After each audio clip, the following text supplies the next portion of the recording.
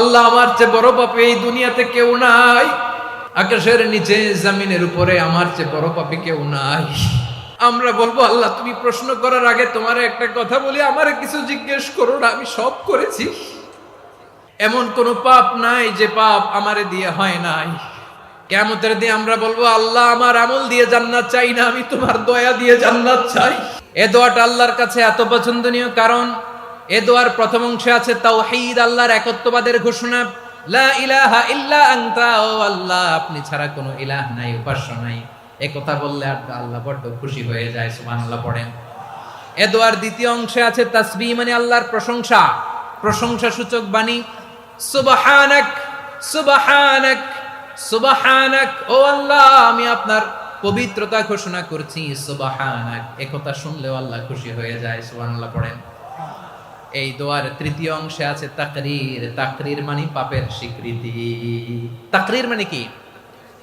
তাকরীর মানে পাপের স্বীকৃতি। এই দোয়ার তৃতীয় অংশে আছে ইন্নী কুনতু মিনাল যালিমিন, ও আল্লাহ আমি জালিমদের অন্তর্ভুক্ত। আল্লাহ আল্লাহ আমি জালেম, আল্লাহ আমি ভুল করেছি, অন্যায় করেছি, আল্লাহ আমি জালেমদের অন্তর্ভুক্ত। এই পাপের স্বীকৃতি, অ্যাকনোলেজমেন্ট আল্লাহ বড্ড পছন্দ করে। যখন আল্লাহর কাছে আপনি ছোট হবেন, ছোট হতে হতে যত ছোট হবেন ওই দৃশ্যটা দেখতে আল্লাহ বড্ড পছন্দ করে, সুবহানাল্লাহ বলে। 3 নম্বর অংশ ইন্নী কুনতু মিনাজ জালিমিন, আল্লাহ আমি জালেমদের অন্তর্ভুক্ত।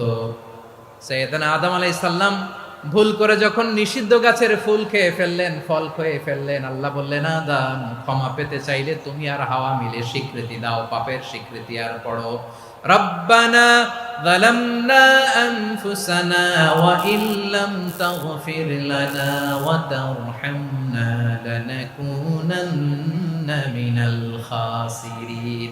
ও আল্লাহ আমি আদম আর হাওয়া যালামনা আনফুসানা, আমরা আমাদের নফসের উপর বড্ড জুলুম করেছি।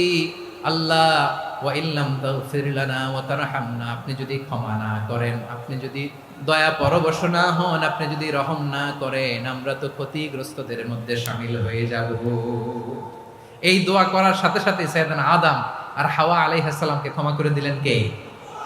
তাহলে এই দোয়ার 3 নম্বর অংশ তাকরীর, এটা আল্লাহ বড্ড পছন্দ করে। আমার কলিজার টুকরা ভাইয়েরা, গুনাহ করে শিকার যেতে হবে, এটা আল্লাহ ভালোবাসেন।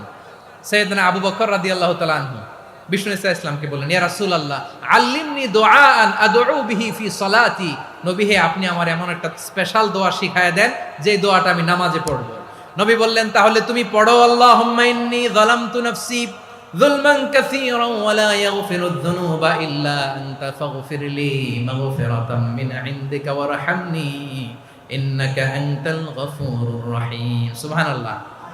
সালাম ফেরানোর আগে পড়েন, কথা কয় না, পড়েন পড়েন।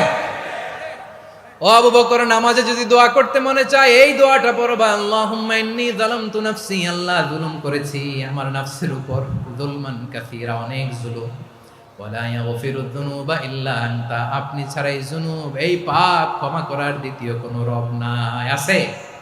আল্লাহ ছাড়া আমাদের গুনাহ আর কে কে ক্ষমা করতে পারে বলেন তো? কে পারে? কে?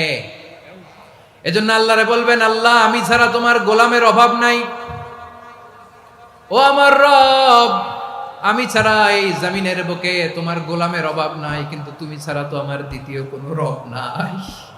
পারবেন বলতে? পারবেন? চোখের পানি ছেড়ে আল্লাহরে বলবেন আল্লাহ তুমি আমার রব, তুমি আমার সব। কি বলবেন? আল্লাহ আমারে রব। সবাই বলুন আল্লাহ আমারে রব, দমে দমে তনু মনে তারি অনুভব, আল্লাহ আমারে রব। আল্লাহরে বলেন আল্লাহ তুমি আমার রব, তুমি আমার সব। আল্লাহ আমি ছাড়া এই জমিনে তোমার গোলামের অভাব নাই, তুমি ছাড়া আমার দ্বিতীয় কোনো রব নাই। এ কথা বলে চোখের পানি ছেড়ে আল্লাহরে স্বীকৃতি দেন আল্লাহ আমি পাপী, আল্লাহ জামিনে আমার চেয়ে বড় পাপী আর কেউ নাই। ওযু করে সিজদায় লুটিয়ে পড়ে চোখের পানি ছেড়ে আল্লাহরে পাপের স্বীকৃতি দেন আল্লাহ এমন কোন জুলুম নাই, গুনাহ নাই আমি করি নাই, সগীরা কবিরা, জেনে না জেনে, ইচ্ছায় অনিচ্ছায়, শিরকি বেদাতি সব গুনাহ করেছি। আল্লাহ, আকাশের নিচে জমিনের উপরে আমার চেয়ে বড় গুনাহগার আর কেউ নাই।